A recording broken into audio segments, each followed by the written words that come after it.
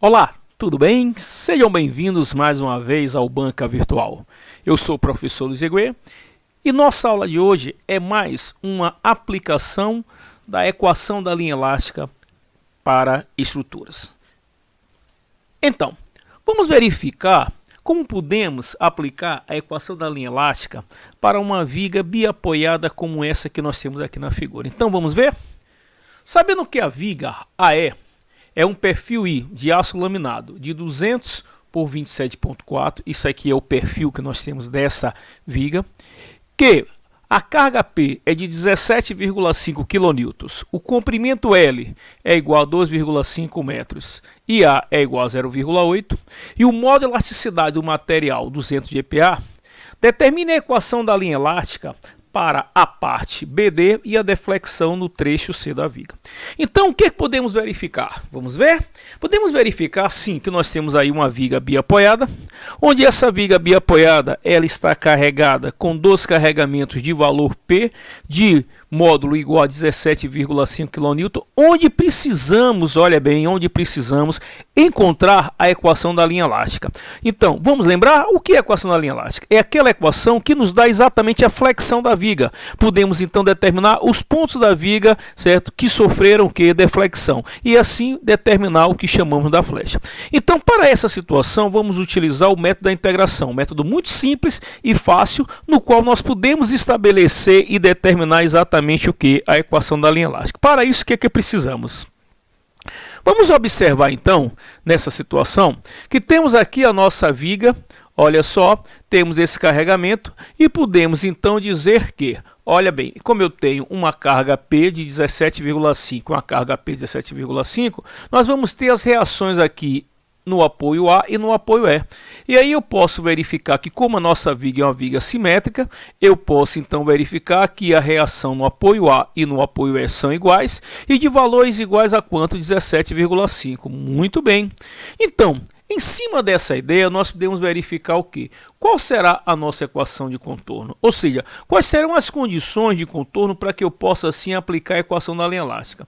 Podemos verificar que no apoio A, no ponto A, que é o ponto onde eu tenho este apoio fixo, eu não tenho deflexão. Então eu posso dizer que nesse ponto, para x igual a 0, eu estou considerando aqui em relação aos nossos eixos o ponto de abscissa a 0, eu vou dizer que eu não tenho deflexão, então y é igual a 0. Eu posso também verificar que para esse ponto x igual a eu vou ter uma deflexão, certo? E eu posso verificar que também para o ponto x igual a mesma deflexão que eu tenho para a primeira equação vai ser a mesma deflexão que eu tenho para a segunda equação. Muito bem. Outro detalhe que eu posso verificar é que para x igual a, nesse ponto x igual a inclinação da reta tangente à equação da linha elástica, tanto na primeira equação como na segunda equação, são iguais. Muito bem. E posso verificar que nesse ponto C, olha que interessante, que é o ponto exatamente que nós verificamos aqui, que é o ponto médio dessa viga, para essa viga aqui, olha bem, muito claro para essa viga aqui, eu posso dizer que é no ponto C que eu tenho a flecha máxima. Então, se é no ponto C que eu tenho a flecha máxima, eu posso dizer que para esse ponto C eu não terei o que? Eu não terei inclinação da reta. Então, em cima dessas condições de contorno, nós podemos agora aplicar exatamente as equações para o cálculo da equação da linha elástica. Como? Vamos verificar então que eu vou dar um corte exatamente aqui para um ponto x maior do que 0 e menor do que a. No momento que eu dou um corte para o ponto x maior do que 0 e menor do que a, eu posso obter exatamente, olha você, exatamente a equação do momento para esse trecho que vai de x maior do que 0 e menor do que a. Então eu tenho uma força P para uma distância aqui que eu vou chamar de uma distância x, eu posso dizer que o meu momento para esse trecho vai ser um momento igual a P de x. Muito bem.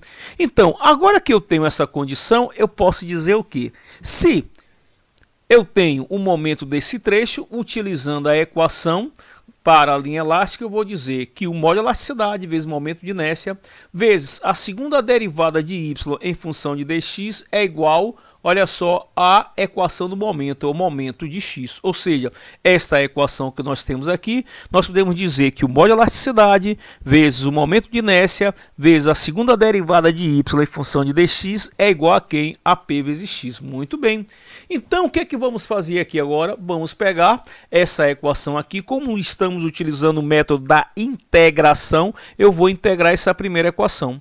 Quando eu integro essa primeira equação, eu vou ter e vezes i, integral da segunda derivada me dá o quê? A primeira derivada, que vai ser igual a 1/2 de px ao quadrado mais a constante C1. Muito bem, então eu passo a ter esta segunda equação. Agora, de imediato, o que é que eu faço? Faço outra integração. Ao integrar, eu passo a ter que e vezes i, integral da primeira derivada da minha função primitiva, y de x, que é igual a integral de 1/2 de px ao quadrado dá 1/6 de px ao cubo mais c1 de x mais c2. Muito bem, é isso aí. Então você está vendo que nós estamos utilizando aqui o que? O método da integração para que eu possa chegar exatamente nessa equação. Verifique você que essa equação que nós estamos encontrando aqui, essa terceira equação, já é a equação da linha elástica, olha só, para os pontos que vão para um x maior do que zero e menor do que quem? Menor do que a. Muito bem, mas não é ainda essa equação que eu quero. Então, o que é que eu vou fazer? Vamos então verificar o quê? Que eu vou dar outro corte. Eu vou dar outro corte agora para um x maior do que a e menor do que L menos A.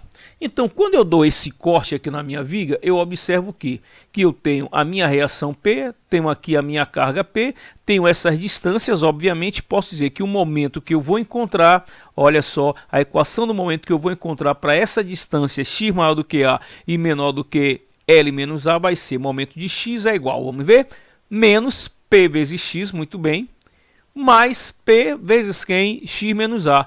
Fazendo aqui o algebrismo, nós temos o quê? Que o momento de x é igual a P de A. Se o momento de x é igual a P de A, eu vou então agora utilizar a equação, olha só, da integração. E vezes i é igual a segunda derivada de y dx, que é igual a equação do momento. Opa! Quem é a equação do momento para esse segundo trecho? Está aqui, momento de x igual a P de A. Então, vou pegar essa equação e vou exatamente fazer o que eu chamo de que, amigos, da integração. Ao integrar essa primeira equação, eu passo a ter E vezes I dy dx igual a quem? PA de x mais C3. Olhe que eu estou fazendo agora uma nova integração na nossa segunda equação para o trecho BC, então eu não vou poder utilizar C1, então aqui tem que ser o que? C3. Vou agora integrar essa segunda equação aqui, então eu vou ter E vezes I integral de dy dx da y, que é igual a 1/2 de PA x ao quadrado mais C3 de x mais C4. Muito bem. Você pode verificar que agora eu passo a ter aqui uma equação que é a equação de y em função de x, ou seja, a equação da linha elástica para o trecho Q, para o trecho BC. Muito bem. E com essa equação, sim, eu posso agora calcular o que? A deflexão máxima no ponto C. Opa! Mas eu tenho aí um probleminha, já viu? Qual é o nosso probleminha? O nosso probleminha é que eu não tenho exatamente os valores das constantes C3, C4, C1 e C2. Então, através das condições de contorno que foram dadas anteriormente, eu agora posso exatamente estabelecer o que? Os valores de C1, C2 e C3 e C4 e assim, de forma muito fácil, obter o que nós precisamos, o que? A chamada equação da linha. Então, podemos verificar que se nós pegarmos a condição de contorno que diz que para x igual a 0 e y igual a 0, eu posso simplesmente dizer que a minha constante C2 é igual a 0. Então, eu estou vendo que para essa condição de contorno, a constante C2 é igual a 0. Se eu pegar a outra condição de contorno, que nos diz o quê? Que para x igual a L sobre 2, dy dx é igual a 0. Então, o que significa essa condição? É importante falar dela assim. Significa dizer que para o ponto x igual a L sobre 2, certo? É o ponto que eu tenho a flecha máxima. E no ponto de flecha máxima é o ponto onde a equação não tem o quê? Não tem inclinação. Ou seja, desculpe, onde a curva não tem inclinação, porque ela está no ponto de flecha máxima. Então, dy dx é igual a 0.